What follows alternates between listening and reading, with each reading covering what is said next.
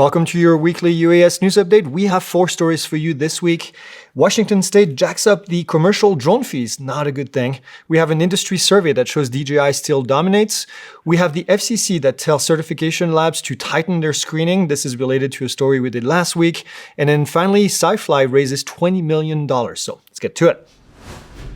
Starting January 1st, 2027, commercial drone operators in Washington State are going to pay $150 a year per aircraft to register.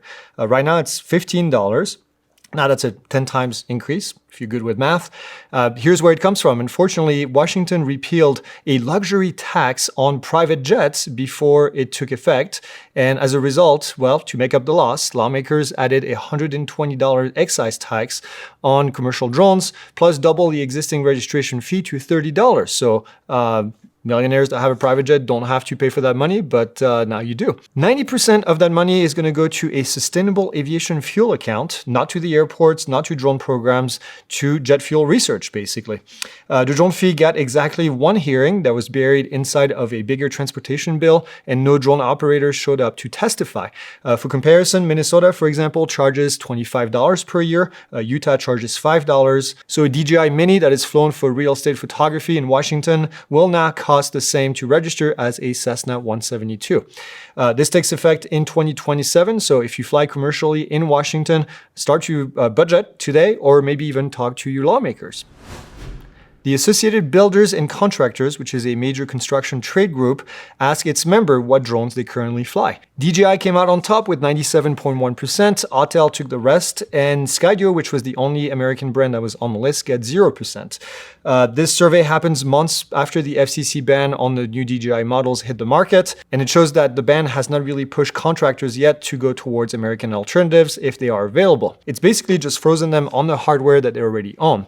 Almost 20% of these fleets use thermal cameras, and about the same use LiDAR as well. And as you know, both of these payload types are part of the new FCC proposal that could pull them from the shelves entirely, including existing models that have been already approved by the FCC. Now, the trade groups is asking lawmakers to simplify compliance, and based on the results of the survey, it's kind of easy to understand why.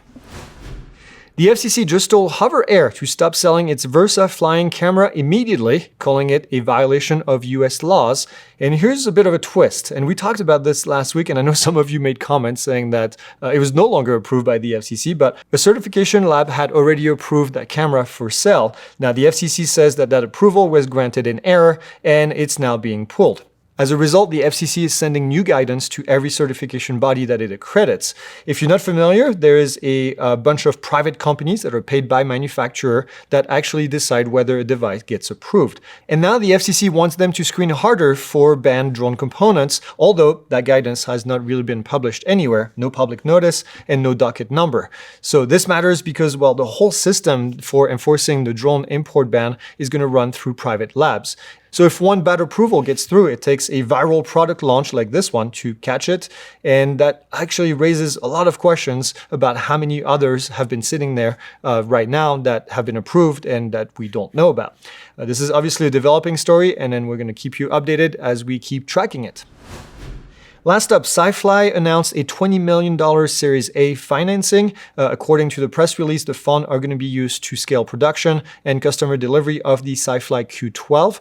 If you're not familiar with the Q12, it currently holds the Guinness World Record for longest flight by an electric multi-rotor in its class at 3 hours and 11 minutes. We've talked about this in News Update before. The aircraft carries a payload up to 10 pounds and a maximum range of 90 miles on a single charge. 90 miles, that's kind of really impressive. The Q12 is primarily an enterprise drone and can carry payloads such as OGI sensors, cell phone locators. We also have spectrometers, thermal cameras, LiDAR, AEDs, spotlights, anything, you name it, up to 10 pounds. It's built as an all-around enterprise aircraft. Now, SiFly makes also the Q250, which is a heavy lift drone with a maximum takeoff weight of 551 pounds and 237 pounds of payload. It's going to be cool to see those starting to hit the hands of customers and then hear the feedback. And the conversation continues on Post-Flight, where we talk about all of these stories uncensored in a premium community. Link is located in the description. Keep in mind, we're not going to be here for the next 2 live Q&As on Monday, so we'll see you in 3 weeks for that. But in the meantime, we will have news update next Friday as well. See you then. There's no other way to put this without being sarcastic, without being anything else, but that is